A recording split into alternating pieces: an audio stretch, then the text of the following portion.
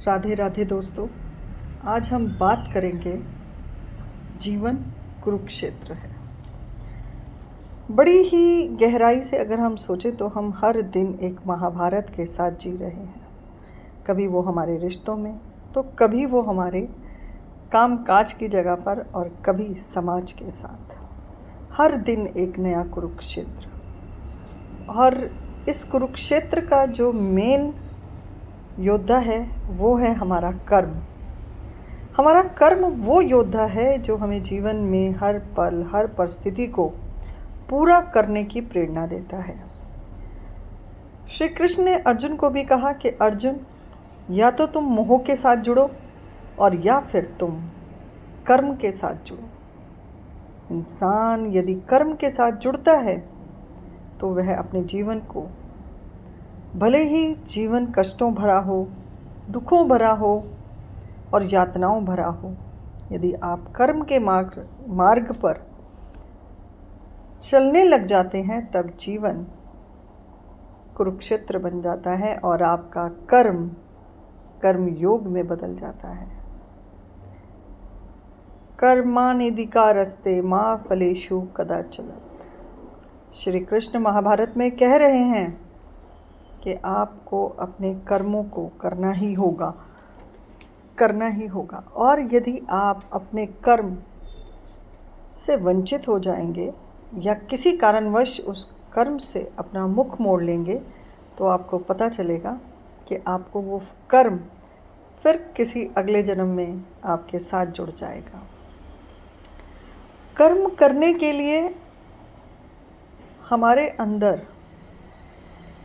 वो आत्मशक्ति, वो ईश्वर का आशीर्वाद और वो प्रेम भक्ति, ये सब बहुत ज़रूरी हैं कर्म के कुरुक्षेत्र के लिए।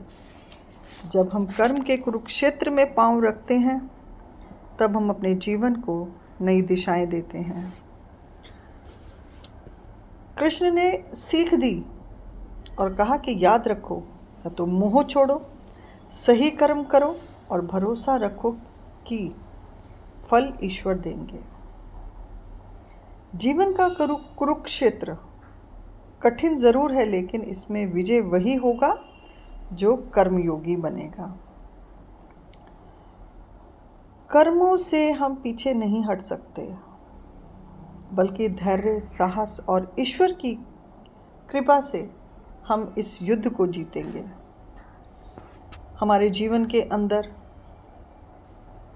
अनेक ऐसे कर्म आते हैं जो हमारा भाग्य बना देते हैं। कर्म बेनाम भाग्य। हम अक्सर कहते हैं भाग्य साथ नहीं दे रहा, लेकिन भाग्य तो केवल पिछले जन्मों का परिणाम है। आज जो हम कर्म करते हैं वही कल हमारा भाग्य बनता है। इसलिए जीवन के कुरुक्षेत्र में हारने वाला नहीं जिसे दुनिया हरा सके। कुरुक्षेत्र, जीवन के कुरुक्षेत्र में हारने वाला वह नहीं जिसे दुनिया हरा सके। हारने वाला वह है जो अपने कुरुक्षेत्र के मैदान से भाग जाए।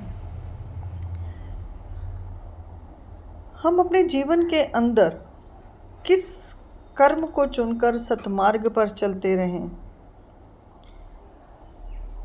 सही कर्म करूं या आसान रास्ता चुन लूं। अक्सर ये दिमाग में विचार आता है ना कि या तो मैं अच्छा सिर्फ सत्य के मार्ग पर चलता रहूं और जितनी भी जीवन में कठिनाइयां आती रहें मैं अपने कर्मों से विमुख ना हूं। सच्चाई ये भी है कि सच्चाई का साथ दूं या झूठ से समझौता करूं। हमेशा ऐसी परिस्थितियों का हर इंसान सामना करता है जब उसे पता है कि उसके साथ झूठ बोला जा रहा है और उसको फिर भी वो समझौता करना पड़ता है। अब यहाँ पर वो कर्म से विमुख हो या झूठ के साथ समझौता करे। आत्मा की सुनूं या मन के रास्तों पर चलूं। मन तो हमेशा हमें भटकाता है, और जब हमारा मन भटकता है तब हम आत्मा की आवाज़ सुन नहीं पाते। और यही आत्मा की आवाज़ हमारा मार्गदर्शन करती है, हमें सही राह दिखाती है, झूठ और सच में फ़र्क बताती है, और कहाँ समझौता करना चाहिए और कहाँ नहीं करना चाहिए, ये भी हमारी आत्मा हमें उसके प्रति भी मार्गदर्शन देती है। इसीलिए कहा गया है कि आत्मा की आवाज़ को सुनकर इंसान अपने मनुष्य की हर परिस्थिति को बदल सकता है, क्योंकि कृष्ण ने कहा था ना कि मन रूपी घोड़ों के अधीन ना रहकर आत्मा रूपी सारथी का साथ लेकर आप जीवन के इस कुरुक्षेत्र की यात्रा को पूर्ण कर सकते हैं। आत्मा हमारा वो सारथी है कृष्ण रूपी, जो हमें इस भव सागर से पार करने और कर्म के कुरुक्षेत्र से लड़ने की वो धैर्यता, साहस, आत्मसमर्पण दिखाता है और देता है। इस कृष्ण रूपी आत्मा को यदि आप समझ जाते हैं तो आप अपने जीवन को भव सागर से क्या, जीवन की हर परिस्थिति से किस परिस्थिति को छोड़ना है, किस परिस्थिति में रहना है, कृष्ण स्वयं आपका मार्गदर्शन करते हैं। और कृष्ण जब मार्गदर्शन करते हैं तभी जीवन के अंदर हर कठिन परिस्थिति भी सहज हो जाती है, क्योंकि तब धैर्य और विवेक पैदा हो जाता है। तो देखिए, हम जीवन के इस कुरुक्षेत्र से भाग नहीं सकते, क्योंकि भाग्य हमारे पिछले कर्मों के फलों से बनता है और हम अपने भाग्य को वर्तमान के कर्मों से पूरा करके हम अपने जीवन को श्रेष्ठता के मार्ग पर लेकर जा सकते हैं, और जो हम पाना चाहते हैं वो हम पा सकते हैं। इसलिए जीवन के अंदर कर्म के कुरुक्षेत्र से भागे नहीं, बल्कि सही और गलत समझकर अपने कर्मों का चुनाव करें। अगली वीडियो में कर्म योग के अंदर हमें कौन से ऐसे कर्म हैं जिन्हें करना चाहिए और कौन से ऐसे कर्म हैं जिनका हमें त्याग कर देना चाहिए। श्री कृष्ण ने महाभारत में भी दोनों कर्मों का उल्लेख किया है।